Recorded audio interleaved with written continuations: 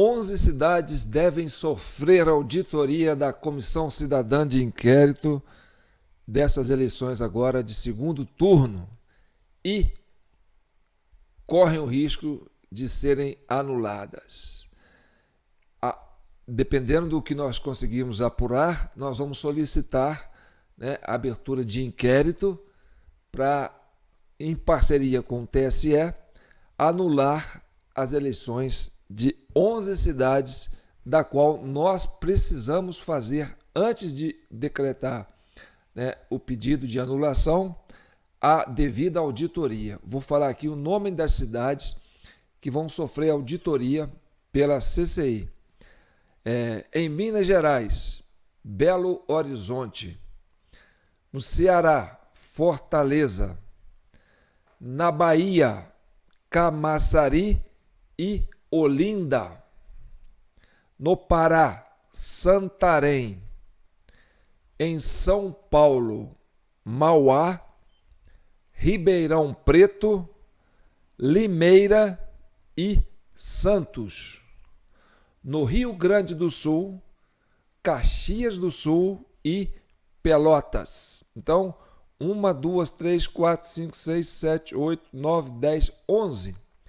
11 cidades deverão sofrer auditoria da CCI e no próximo vídeo nós vamos explicar as motivações que nos levaram a pedir auditoria e nós vamos fazer auditoria, a Comissão Cidadã de Inquérito dessas 11 cidades.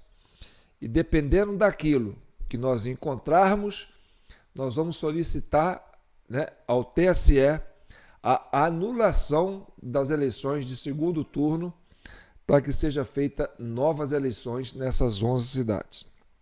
Bem, isso vai ser no próximo vídeo. Esse é o vídeo 408 da CCI, Comissão Cidadã de Inquérito. Eu sou João Paulo Guimarães, presidente da CCI, e falo direto de São João del Rei, a capital brasileira da liberdade, aqui em Minas, e Minas é um estado de espírito. Nossa comissão foi criada para pacificar o país e chegar à verdade. E um dos nossos propósitos é o aperfeiçoamento da democracia e do nosso processo eleitoral. Por isso estamos nos tornando especialistas no que tange a entender esse processo que tanto cria polêmica na nossa sociedade. Bem, agora falando sobre a eleição de São Paulo, por que a capital de São Paulo você não incluiu nessa Comissão Cidadã de Inquérito como auditoria? Bem, isso eu vou explicar junto com as explicações que eu vou trazer sobre as 11 cidades que sofreram. Mas falando sobre São Paulo, a vitória de Tarcísio, teve um fato ali de uma entrevista com o Tarcísio de Freitas, ao lado do prefeito eleito Ricardo Nunes, reeleito, e ele constatando que houve, por parte do PCC, um salve pedindo votos, para determinados candidatos nas cidades tal, ou nas regiões tal. E aí a repórter perguntou assim, mas pediu voto para quem? Aí o Tarcísio falou, para Boulos. Então, o Boulos devia agradecer ao Tarcísio, porque o Tarcísio fez um favor para o Boulos. E fez um favor para a turma do PCC, a turma que está presa e que não tem uma capacidade de comunicar tão grande para poder atingir muitas pessoas para pedirem votos para o Nunes, para o Boulos. Então, o que o Tarcísio fez foi dar voz aos presos, falar assim, gente, os presos estão pedindo para vocês votarem no Boulos. Então, por favor, votem no Boulos. É o que o pessoal do PCC quer. O pessoal do PT e do PSOL, começaram a espernear, achando que é um absurdo. O Tarcísio falar isso no meio de um processo de votação. Na verdade, o Tarcísio estava fazendo um favor para o PCC, né? Porque o PCC queria fazer essa comunicação para o pessoal votar e o Tarcísio falou assim, gente, o pessoal do PCC quer que votem no Boulos, tá? Estou passando um recado. Não é, né, não é igual aquela situação do atestado falso lá, que falava que o Boulos era uma pessoa viciada, que precisava ser internado e tal, né? E para isso o Boulos não ficou nem um pouco chateado, ainda ficou amigo do Marçal. Bem, outro fato interessante, que a vitória do Tarcísio e do Ricardo Nunes em São Paulo, né, foi uma vitória muito expressiva, porque eles não derrotaram o Boulos, eles derrotaram o sistema, eles derrotaram, né, o consórcio da grande mídia. Porque o candidato do consórcio da grande mídia, o candidato, né, do governo federal, o candidato do vice-governador, não, do vice-prefeito, do vice-presidente, era de fato Pablo Marçal, tá certo? O Pablo Marçal foi um personagem que a gente chamou de avatar, né, que tentou se passar por candidato de direita e comer os votos do pessoal da direita e se projetar como o grande líder da direita. E a imprensa não podia assumir isso tão publicamente, porque a direita tem um ranço com a imprensa. Esse consórcio, né, de imprensa que atacou, que perseguiu grande parte, né, da turma da direita, principalmente naquela questão do 8 de janeiro, eles foram avalistas, né, daquela tocaia, né? E até hoje eles ainda são avalistas. Então, eles não podiam falar abertamente que o candidato deles, né, era o Pablo Marçal, que a justiça não alcança, né? De fato, a justiça não alcança, porque também era o candidato do Poder Judiciário. E aí, essa vitória do Ricardo Nunes é tão significativa por esse aspecto, porque eles derrotaram, né, uma candidatura que era uma espécie, né, de um marketing de camuflagem. Então, foi um amadurecimento da direita brasileira, né, que entendeu isso, né, que sabe, olha, nós sabemos reconhecer quem que é uma pessoa de direita que tem valores e que tem postura e que se comporta como tal, né? Então, dizer que a direita é extrema, não, a direita não é extrema, a direita sempre foi moderada. É porque ela fica chateada e brava quando a extrema esquerda e essa esquerda persegue a direita de forma arbitrária. E aí ela acha ruim, aí eles chamam de extrema direita. Mas não, a direita como um todo, né, ela é moderada. Então, a ideia de dizer que a vitória do Ricardo Nunes é a vitória do centrão, né, do centro-direita, o centro-moderada, também tudo vale, né? A ideia é que a direita está expandindo o seu espectro, está alcançando, atraindo o centro, né, o centro político, o centro que eles chamam de moderado, né? E aí tem uma fala do Tarcísio que ele fala assim, não, do Ricardo Nunes, né?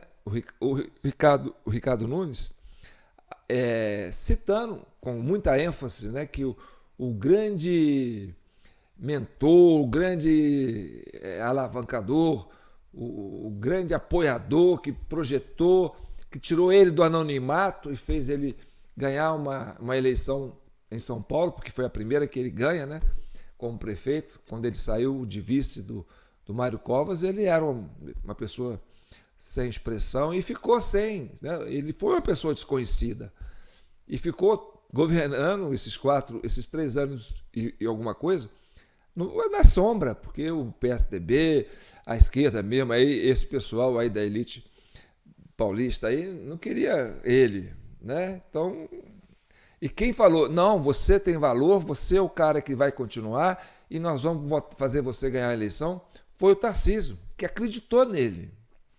Falou, não, você é um cara de valor, você fez umas parcerias comigo aqui, é bom trabalhar com você, você é um cara sensato e a gente quer você, vamos colocar você.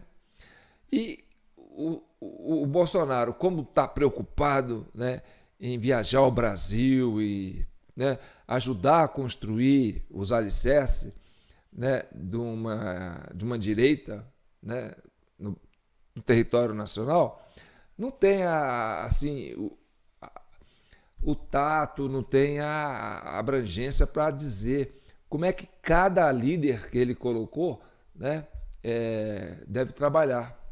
Porque o Bolsonaro tem essa vantagem, né? Ele faz o que o Tarcísio fez. Por exemplo, quando ele foi presidente, ele chamou o Tarcísio para ser ministro e foi observando o trabalho do Tarcísio e falou, não, esse cara é o cara que eu quero, é esse cara que é o cara que tem que fazer a direita dar certo.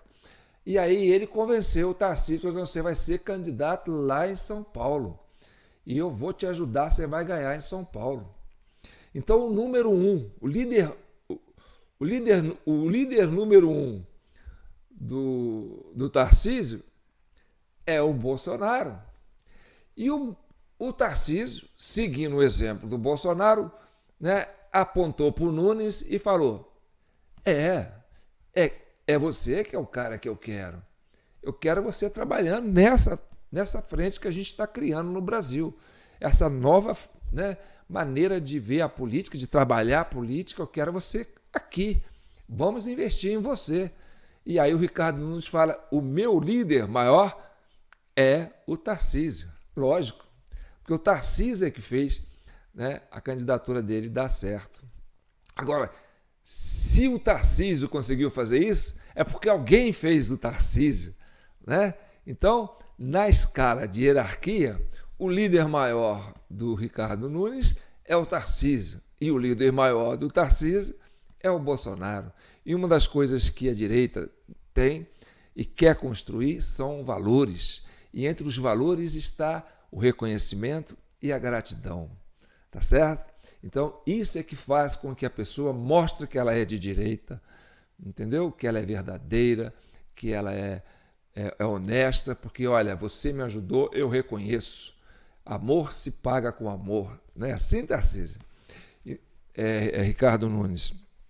Então, a vitória do Ricardo Nunes em São Paulo, né, realmente reflete a consolidação de um projeto que Bolsonaro iniciou em 2017, né, quando ele se projetou para presidente da República, levantando, né, o nome da direita, que até então era uma coisa que estava apagada. Agora,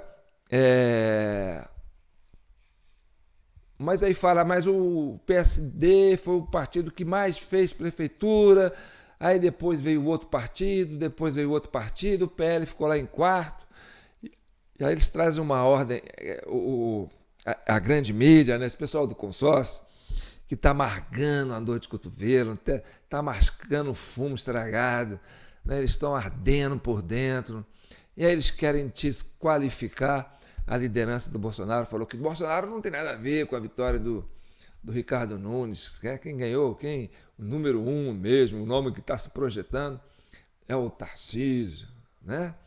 Então existe ainda uma... E aí quando fala, para 2026 a direita não tem candidato, né? E a esquerda ainda tem o Lula. O Lula parece um cagado, se for olhar, né? O que é um cagado, João? Um cagado é aquele cara que está com a calça suja de bosta por dentro e que fede, que ninguém quer ficar perto dele. Tanto que ele não foi fazer campanha para ninguém quase, entendeu? Então, a ideia de colocar o Boulos como candidato ali, né, desagradou também o PT. Porque o PT falou, que é isso, a gente sempre puxou a cabeça de chapa aqui em São Paulo, nós temos nossa força aqui em São Paulo, nós vamos apoiar Boulos, um cara radical do PSTU, quer dizer, do PSOL, e vamos entrar de vice do Boulos. É porque tinha um acordo com o Alckmin, né, que o Alckmin é que tem que ganhar lá em São Paulo para devolver esse eleitorado para ele. Mas quem vai ser o candidato do Alckmin? o PSDB não tem voto lá, o Alckmin não tem voto lá. Vamos colocar um avatar. Chama um cara especialista em comunicação e especialista em internet, né? Que sabe aí, tem muitos seguidores, e manda ele entrar com um discurso de direita aí para ele arrastar essa turma. E aí entrou com o Pablo Marçal, tá certo? O Pablo Marçal foi esse avatar que o governo federal, né, junto com esse judiciário, junto com esse consórcio de mídia, tentou construir, né? E quase deu certo. Se não fosse o Malafaia lá e a gente aqui na CCI, né, desmascarando esse projeto, né, ardiloso, maquiavélico, né?